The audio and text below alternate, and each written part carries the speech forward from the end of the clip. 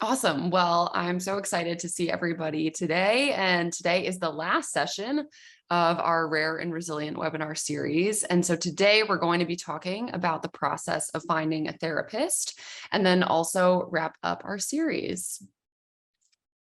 So just as we've done in the past sessions, this is just a quick agenda of what we'll cover today. So we'll start by just reviewing some possible reasons to consider seeking out therapy. We've started to talk about that. And then we'll dive into the process of finding a therapist and exactly what that looks like, what different kinds of therapists are, what are questions to ask, how does it typically go? And then I'll open it up to questions from you all. If you have questions from the presentation or your own lived experiences about trying to find a provider. And then we'll finish up and just sort of put everything together after our month of a series, just sort of consolidate everything and we'll wrap up. So we'll start by talking about reasons to consider therapy. Throughout this series, we really talked about possible coping skills and strategies to be able to turn down the intensity of itch. And throughout that, we've really talked about that these skills take practice. We've used that metaphor a couple of times of that idea of running a race, that we have to build our muscles to be able to use them in a time of need. And so it takes practice to be able to use these skills in the moment, as well as also to get benefit from them. And so we've talked about that. Also, this is often easier said than done. Some of these sound very simple, but then trying to implement them can be a little bit more challenging. And so throughout, we've talked about that it can be helpful to work with a professional to implement some of these skills and strategies, that if you're trying them and finding this is not going as smoothly as I would prefer, or it seems like it's not working, sometimes engaging a professional can be helpful for that. So that has been part of the conversation throughout the month that we've been meeting. But I think, as many of you know, there might also be other reasons to seek out therapy. We know that living with a chronic disease, particularly living with a rare chronic disease, has an impact on the child beyond the experience of itch and scratch for kids with PFIC, that it can impact a number of different aspects of their life, how they show up at school, how they interact with friends, how they show up in the family. And I will actually be speaking more about this at the conference in May. I'll be talking about the psychosocial impact of living with a rare chronic disease on the child, but then also on the family. So stay tuned. I'll say more on this. But we know that beyond, we've really focused this webinar on itch, but there's so much more beyond itch that is a part of living with PFIC and living with a chronic rare disease in particular. And we also know that we have been living in unprecedented times. The number of stressors that we have faced in the past 5 years has been much more than has been in the past with COVID and with all other kinds of stressors. And so there might be other stressors that are not related to PFIC that can be helpful to get some support from, and also things that are related to child development, things that are behavioral parts of child development that it can be helpful to get support for are often things like challenging behaviors or things that are normal parts of child development that kind of stick around longer than you would expect. So psychologists can often help with things like bedwetting or other developmental concerns. And so those are other reasons why seeking out therapy could be helpful. And as I sort of alluded to, we know, and you probably know well, that PFIC doesn't just affect the child, it impacts the whole family.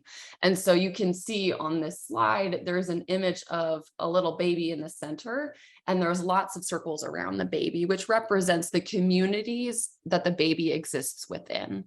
And we know that the baby has interactions with all of these different things. So they will interact with their family. As they get older, they'll interact with peers, they'll interact at school. And so we know that the impact of PFIC from the baby impacts all of these other places as well. And so one of the biggest ways that it impacts others is it impacts the family, as you likely well know. And so everybody can benefit from family everybody can benefit from therapy within the family as well. Oftentimes it can be helpful for you as a caregiver to seek support for yourself, or siblings might have a hard time coping with having a sibling with a rare chronic disease. So really everybody in the family can benefit from therapy.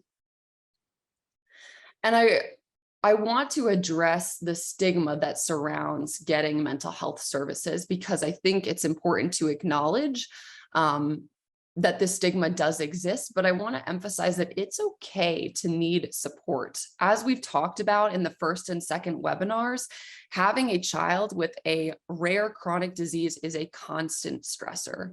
We talked about this in the context of this analogy of a piggy bank, that we have a certain amount of resources, we have a certain number of tokens in here, and having a child with a chronic disease constantly is taking tokens out of your piggy bank, whether they're physical resources, your emotional resources, your financial resources.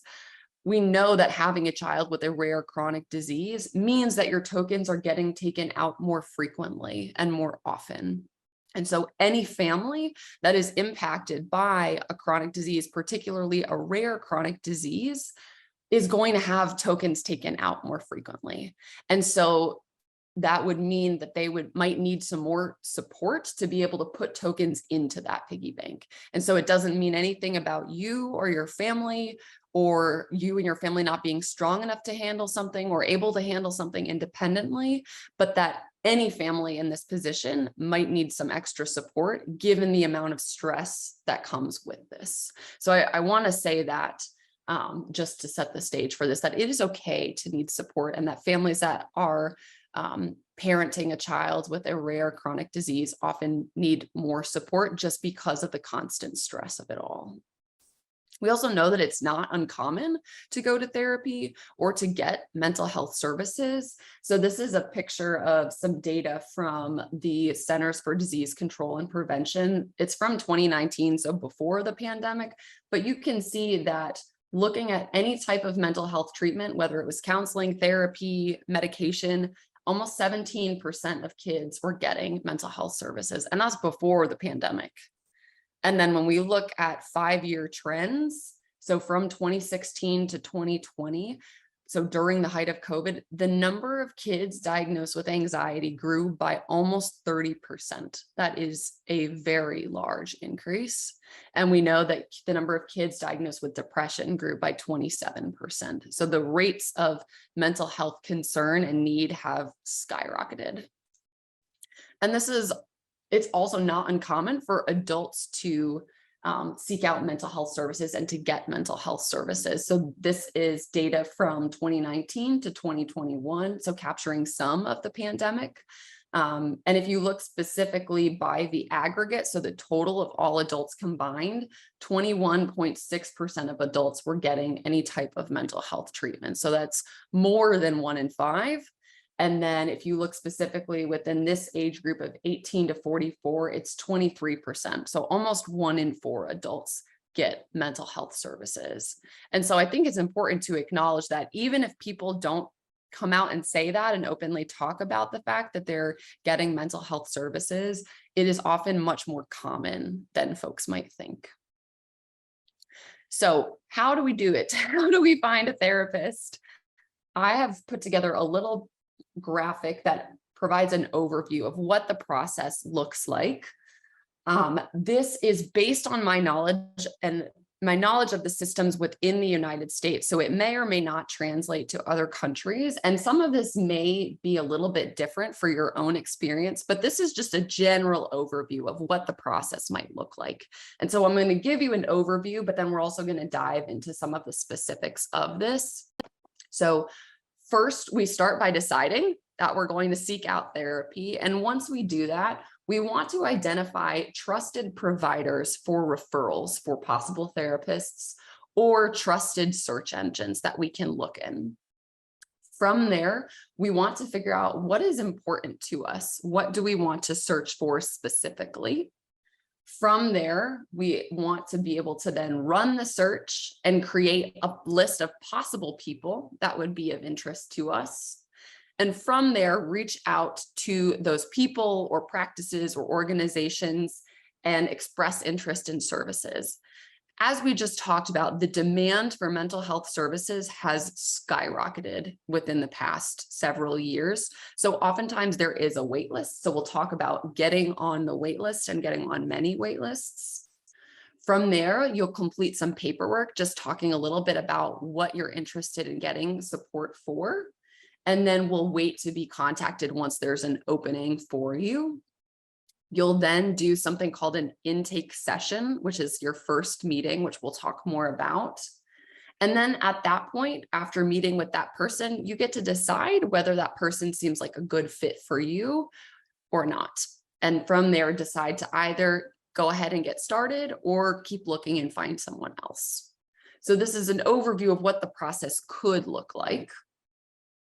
And so digging into some of the specifics more, starting with how do we identify a trusted provider or a search engine that could be helpful for us?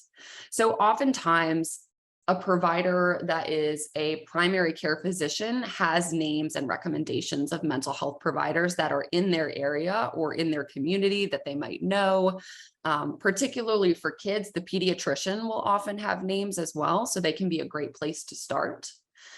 Specialty providers also might have recommendations, like the dentist or the dermatologist may have some names.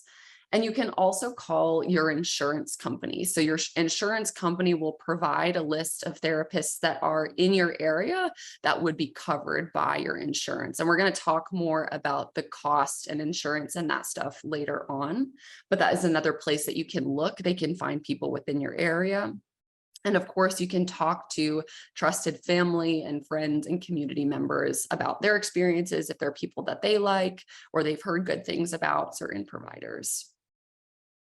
These are some search engines that are often helpful. I'm going to send this out to you so that you have this and don't have to like frantically try and write this down or snatch a picture or whatever. But I will send this information out to you. These are some search engines that allow you to be able to see who's in your area, and we'll look at some of these.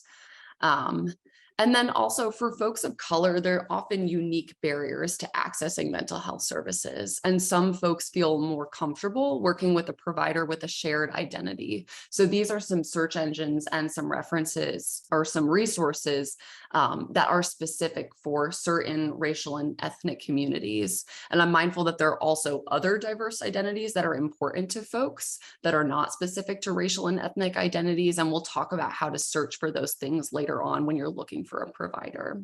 So these are some other resources. And another place to look is also within your community. So if there is a local children's hospital nearby, most hospitals will have a behavioral health or a psychology department. And so you can request services from that department. Typically, they're staffed by advanced trainees, so people that are learning to be psychologists or psychologists within the hospital, as well as local universities that may have a counseling center or a psychology clinic. So for example, I provide services within the university that I go to, their psychology clinic. And this is often a lower cost option as well because folks are training and so they don't have their license yet.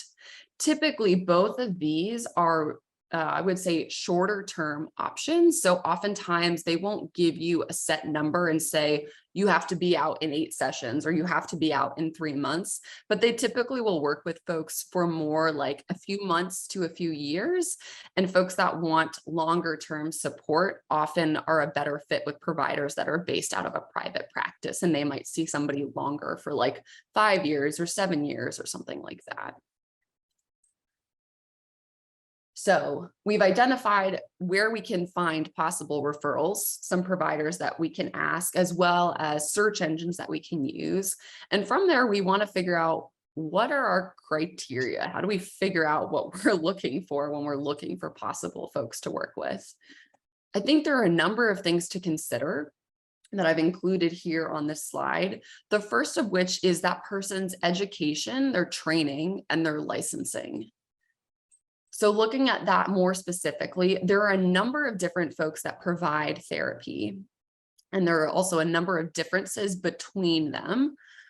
A big difference is their level of training. So as you can see on the slide, some people that provide therapy have a doctorate degree and some people have a master's degree. So starting with folks that have a doctorate, a psychiatrist is somebody that is medically trained. So they are a quote unquote medical doctor, but they have expertise in learning how to manage psychological symptoms with medication. So they are the only one on this list that can provide and prescribe medication.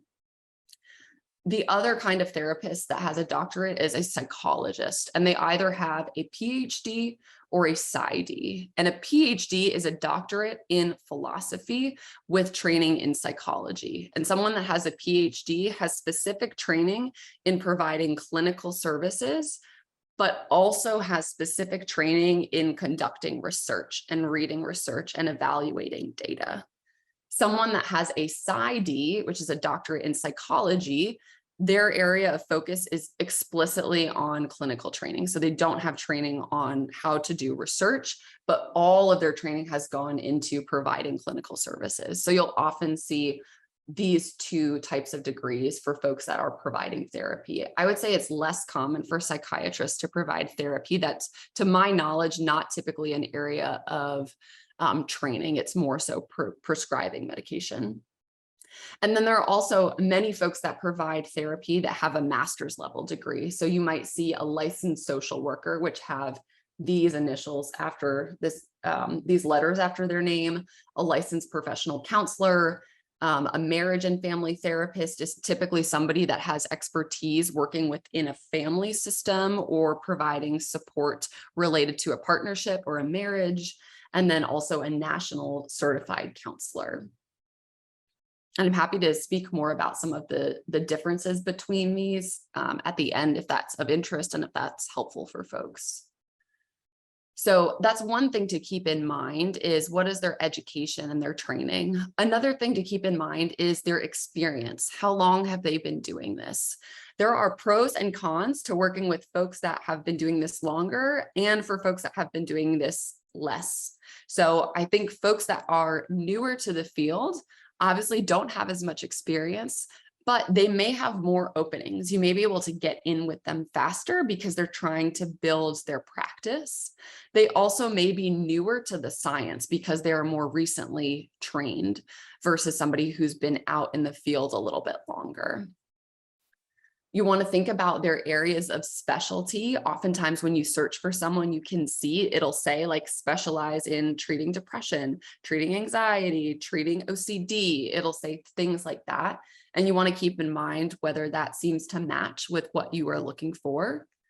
Obviously, you want to think about the age range. Some folks will provide services across the lifespan. They're comfortable working with children as well as with adults. Some, that's not the case. You also want to consider their orientation, which is a fancy way of talking about the psychological theory that informs their practice. So you can see I put CBT, ACT, MBSR under here. We started to talk about that in our webinar series of CBT, cognitive behavioral therapy, which is the idea that you change the thought and you change the behavior, and that is how change happens. There are other orientations and other principles that guide people's practice. And so wanting to know, how do they practice? And then also wanting to know how much they charge and whether they take your insurance. Related to this idea of orientation, it's important to keep in mind and think about whether the orientation they use and the practice they use is evidence-based. Is there data to support that what they're doing is helpful for something that you would like support for? So I have this website listed on here, effectivechildtherapy.com, which allows you to see, if you click on a certain area, what are evidence-based practices for that. So for example, you can click on anxiety and it will show you, these are the practices that have data to show that they're helpful for lowering anxiety and treating anxiety. So this is a website that might be helpful. And while this is important, as we talked about at the beginning of the webinar series, doing therapy is an art. There is no hard and fast rule. There's no way of saying this is absolutely going to work, this absolutely won't. But it's important to just keep this in mind of, is the practices that are being used by this person, is it supported by science? And that's something that you can certainly ask them about when you meet with them. And then it's also really important to think about what's important to you or to your child. We know from research that 1/3 of the outcomes from therapy comes from the relationship with the provider. So you have to like the person and you have to feel comfortable with the person. And then so it's important to think about things that are important to you. What makes you feel comfortable? Is it their gender identity? Is it their sexual orientation and whether it matches with yours or it's different from yours? Their age, their religion, the language they speak. Do you want to speak in a different language for therapy? Their cultural background. Do you want to meet in person or do you want to meet over the computer? There are lots of different things to consider. And so if that is important to you, if any of these are important to you, that is something you want to keep in mind and you can look for actually as you're searching for a provider. But it's okay to have personal preferences about someone that you work with. And we know that feeling comfortable with the person that you're working with actually predicts outcomes. And so it matters. So we figured out what we want to look for. We know what our criteria are. We want to go ahead and run the search. So just so you have a sense of what it looks like, these are some screenshots that I took earlier this week of what it would look like if you were to log into one of these sites to look for a provider. So as you can see, I put in Atlanta, which is where I am, and you can select all of these different things. So you can click on issues and say anxiety, depression. You can click on the type of insurance you have.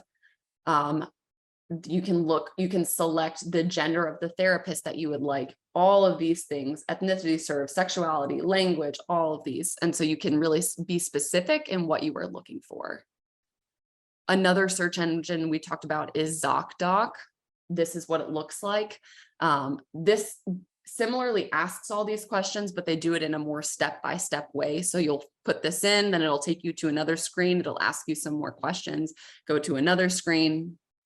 And then this is another one, the APA psychologist locator. This is what it looks like, but I think it's helpful to just have a sense of what it might look like. And I will say several of these have options for other countries as well, including Canada. So not specific to the United States. So once we've run the search, we create a list of folks that we're potentially interested in. We'll write that down. And then we'll reach out to them and express interest in getting services. And as I talked about, the demand for mental health services has been unbelievable in the past several months and has really skyrocketed. And so many places have a wait list for services that can range in length. And so what I would encourage folks that are interested in getting services to do is to put yourself on multiple wait lists. And so you take the first one that comes up, you do the intake, you get a feel for whether that seems like it would be a good fit or not. If it is, great, then you can cancel your spot on all the other services. But if you do it and you just don't feel connected with that provider, your name is already on a list and will get called shortly for another practice, and you're not starting over and waiting another 6 months for somebody else. So I would encourage you to put your name on multiple lists. That's not uncommon. That's the way it typically goes. People are putting their name on multiple wait lists, and you can always cancel if you're not, if you don't need that spot anymore. Related to that, if you're interested in working with someone in a private practice, you can request something called a consultation. Sometimes folks will do a free consultation. It'll be like a 30-minute phone call, and it's just a chance for you to get a sense of their style and how they work and whether you guys seem like you're a good fit or not. And so that is sometimes something that you can do before doing an intake and starting therapy, is just a 30-minute phone consultation. You can request that and ask if they'll be willing to do that. Not everybody will, but sometimes folks will be willing to do a consultation. That way you can get a sense of if this is somebody that you think would be a good fit or not, without having to do, the wait 6 months, do the intake and go from there. So sometimes folks will do that. So once you get on the wait list, oftentimes the practice will send you some forms to complete, just a little bit about what you're looking for. So you'll fill out the paperwork and then you'll wait for the phone call from the practice or the department saying that they have an opening for you. And once that happens, you'll schedule that intake session, which we talked about. And the intake is really focused on two main things, one of which is getting information about an area of concern or area that you're looking for support in. But then they will also ask a lot of questions about other things that are completely unrelated to that, to try and get a sense of other parts of your life, which can inform the area of concern. So just don't be surprised if they're asking you questions about your medical history or like who lives at home or what do you do for work. It's all related, and all of that is a normal part of the process. When you're meeting with someone for an intake or a consultation or your first session, you want to bring questions and ask them things that are on your mind. So some questions you might consider is asking about their experience. What is your experience treating depression? What is your experience working with kids with a chronic illness? Have you ever done that before? What is your training related to habit reversal or those kinds of things? Wanting to ask them about their experience. You can also ask them about their style. How do you typically work with clients in the past? Other questions, how much do you charge for a session? How long are your sessions? Those kinds of things. And then talking a little bit about payment and the cost of sessions. There are a range of different options. Some are lower cost and some can be quite expensive. So as I mentioned, the universities that have training clinics are often low cost clinics. There are also other centers that are lower cost centers. So you can certainly look for a low cost option.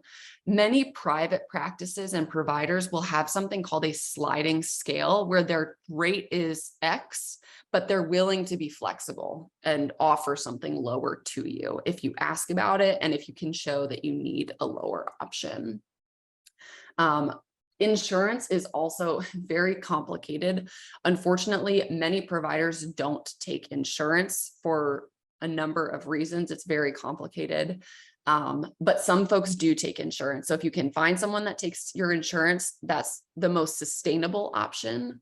And if for some reason you can't find someone that takes your insurance and you feel like you fit really well with somebody else, you can see them out of network and you can submit the receipt for your session to your insurance and try and get some of it reimbursed. So that's a little bit about the cost.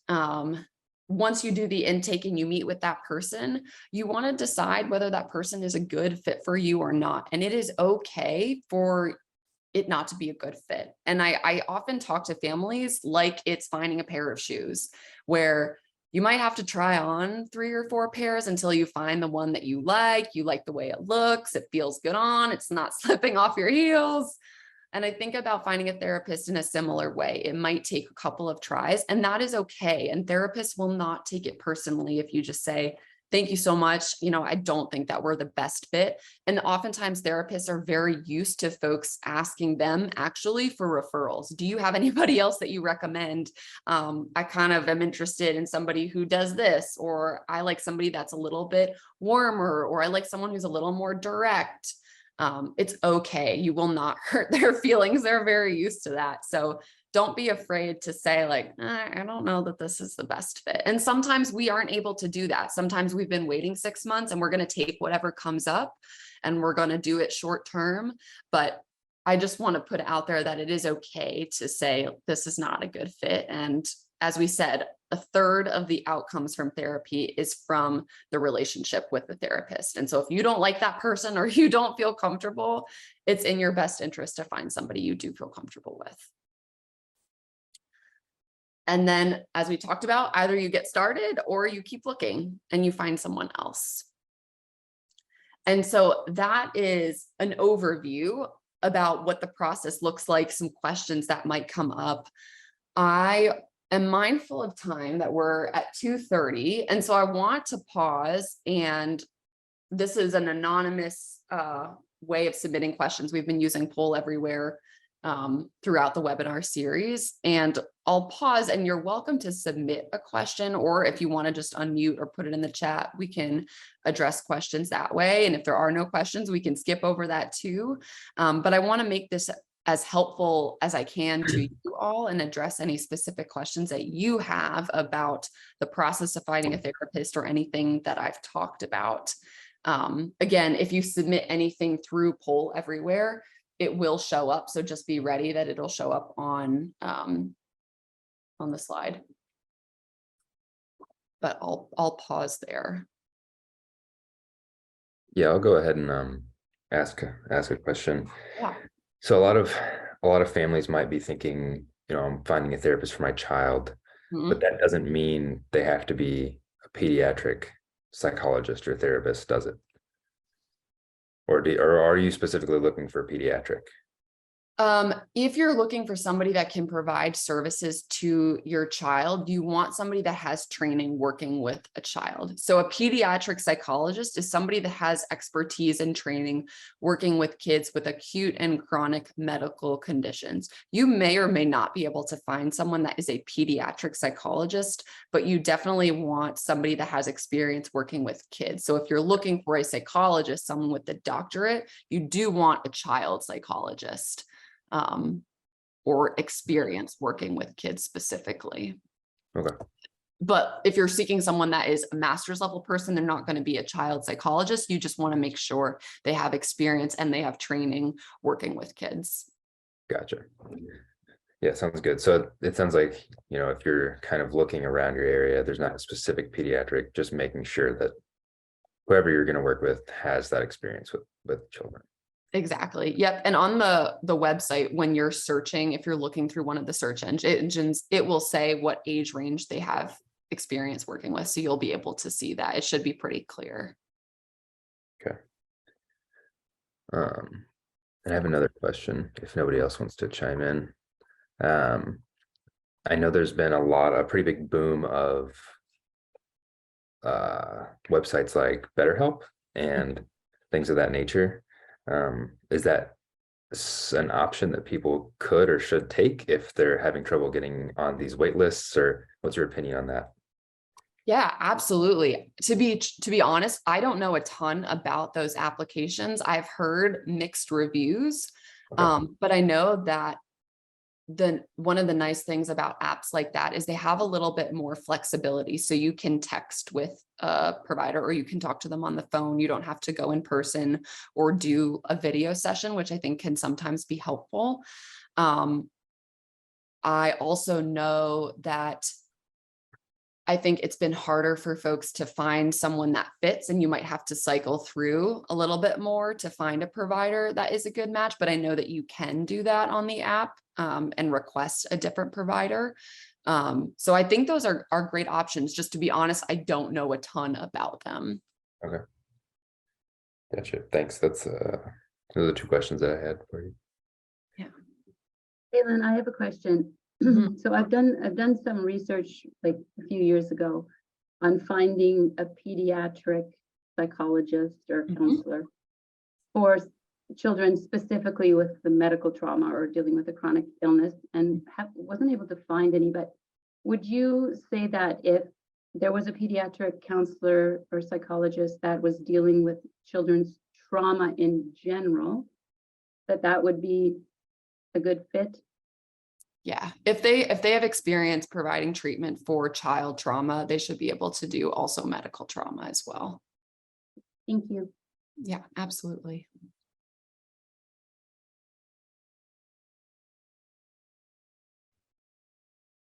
Yeah, I have a quick question. Would you recommend counseling for siblings of kids with PFIC?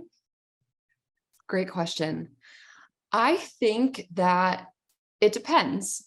I think if you are noticing that they are having feelings about what their sibling is going through, if you've noticed changes in their behavior, if you've noticed, if there are signs that this might be hard for them, absolutely.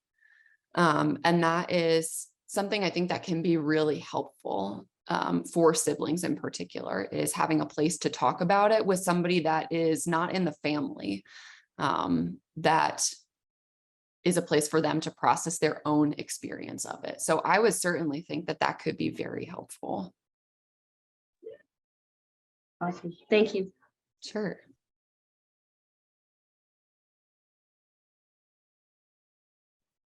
I have a question. Yeah.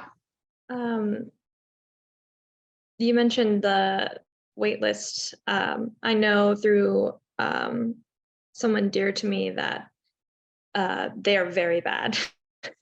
And especially for someone, let's say, who has an urgent need to receive healthcare for their ability to function healthily, but have no choice because of these wait lists.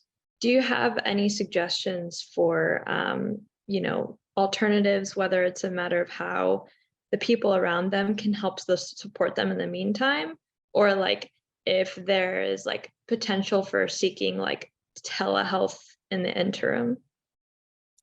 Yeah, it's a good question and complicated question. I think it also depends on the level of acuity that we're talking about. I think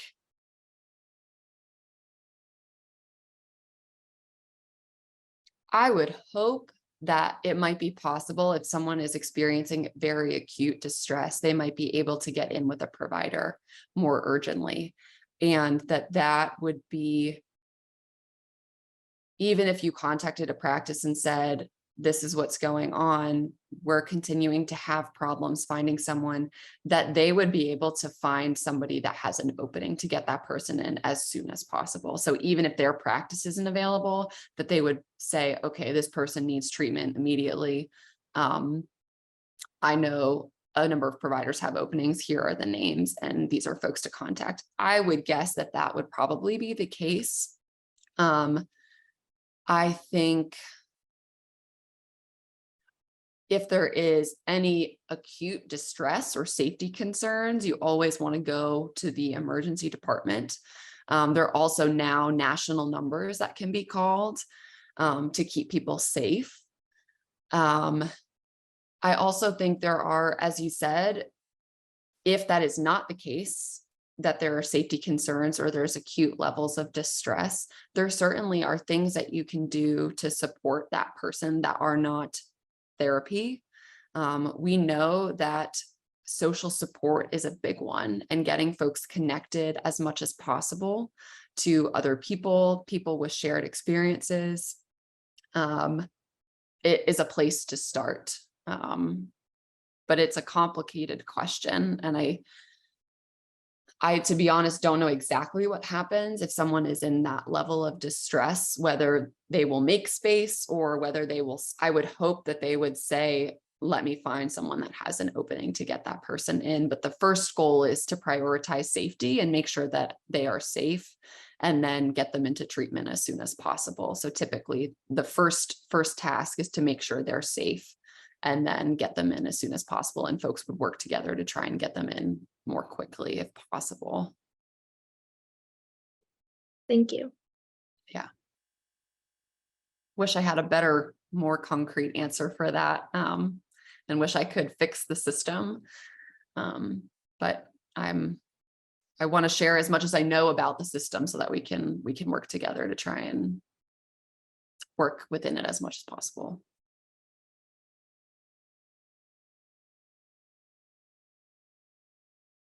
Any other questions? These were really great questions. I will. have one. Yes, please. How would you explain to your child where you're taking them? Like, how do you explain to it? Like, I had an incident with my daughter, unfortunately, here in Ontario. Apparently, when you get put on a list 3-4 years later, they still don't call you. So, Gosh. yeah, that's a whole other story. We're over and above that now. But the one thought in my mind was, how do I explain to Delilah why I'm taking her? Mm-hmm. Absolutely. I first want to say how awful that is to have to wait that long. And I think to that point, I would encourage, as I'm sure you did, trying to check on the status of where you are in the wait list is a really good idea if you've been waiting a long time. As we all have been stressed during this time, stuff gets lost in translation and people make mistakes. And so you want to make sure that you haven't gotten lost on the wait list. So firstly, I want to apologize that was your experience. That's awful. I think what you say to your child, first of all, depends on how old they are and what their level of, how old they are as a place to start. So I don't know how old your daughter is. I would say it also depends on what the goals of the therapy is. So if it was related to this idea of implementing some of the skills we've been talking about in the webinar, I might say something like, we're going to go meet with this person. They are going to help us figure out some ways that we can work together to try to make itch not as bad for you. Something like that. Try and give them that level of information. I think it depends on the age of the child though, and what the goals are, and connecting that to what their experience is. If it's more that this has just really impacted their mood, they're not happy anymore, things with their friends are really hard, I might connect it to that and say, this is a person that is going to help us figure out how to help you. And you can also, if you're not sure, you can also call the provider ahead of time and say, I'm not really sure how to explain this to my child. Can you coach me? Can you give me some ideas of things to say? Or they can do that with you in the first session. But that is also part of their job, is helping the child understand what therapy is, who this random person is, why they're there. So don't be afraid to ask them if they can coach you over the phone of what to say ahead of time, or if they'd be willing to open that conversation with you in the first session. Many folks would be happy to do that.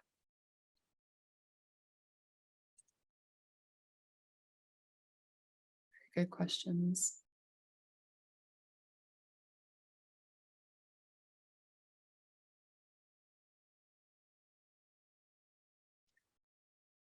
I will say as well, I'm not sure that I can do this every time, but there is, as I mentioned at the start of the webinar, there is a division of psychology, the American Psychological Association, that is specific to pediatric psychology. So it's a certain division within that is professionals that are trained to be pediatric psychologists. And we have a listserv that people will often use looking for providers. So if you're struggling to find someone, you can reach out to Emily, who can reach out to me, and I can see if I can send out an email to that listserv of pediatric psychologists and see if anybody has referrals, because sometimes everybody's full, or you feel like there's nobody that has experience working with kids or something like that. If you get stuck, feel free to reach out to Emily, who can reach out to me, and I can post on the listserv and see if we can find somebody in your area that might be able to work with your child.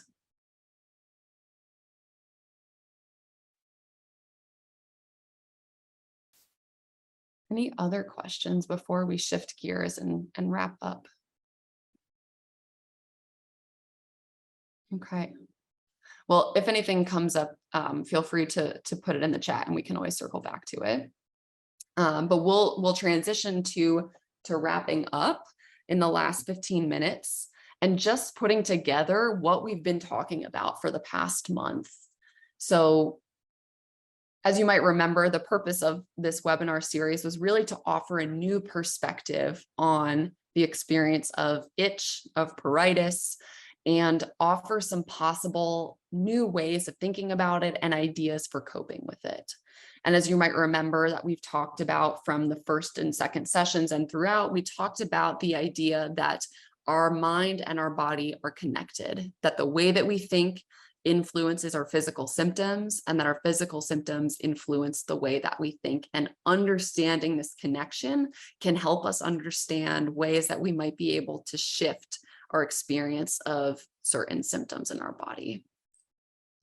And we also talked about data that are coming out from clinical trials for different medications being developed for itch, specifically for kids with PFIC, that suggest, or I'm not sure if it's specific to kids with PFIC, but medications that target itch.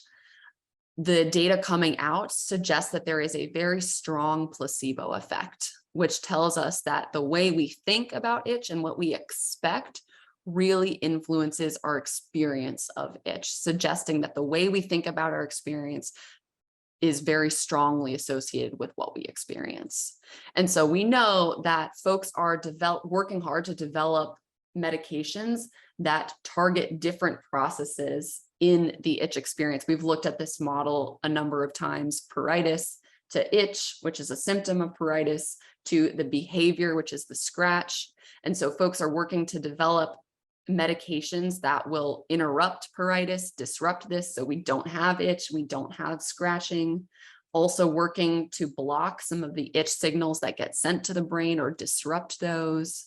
And while we're working on those, there are things that we might also be able to do to turn down the intensity of itch. Throughout the series, we've been specifically talking about the biological, psychological, and behavioral factors that are associated with itch and scratching, and pulling on what we know from other groups that experience chronic itch, like dermatological conditions, as well as what we know from kids that experience chronic pain, given that the neural pathway that sends pain signals and itch signals to the brain is the same, suggesting that potentially the interventions might also be helpful for kids that experience chronic itch.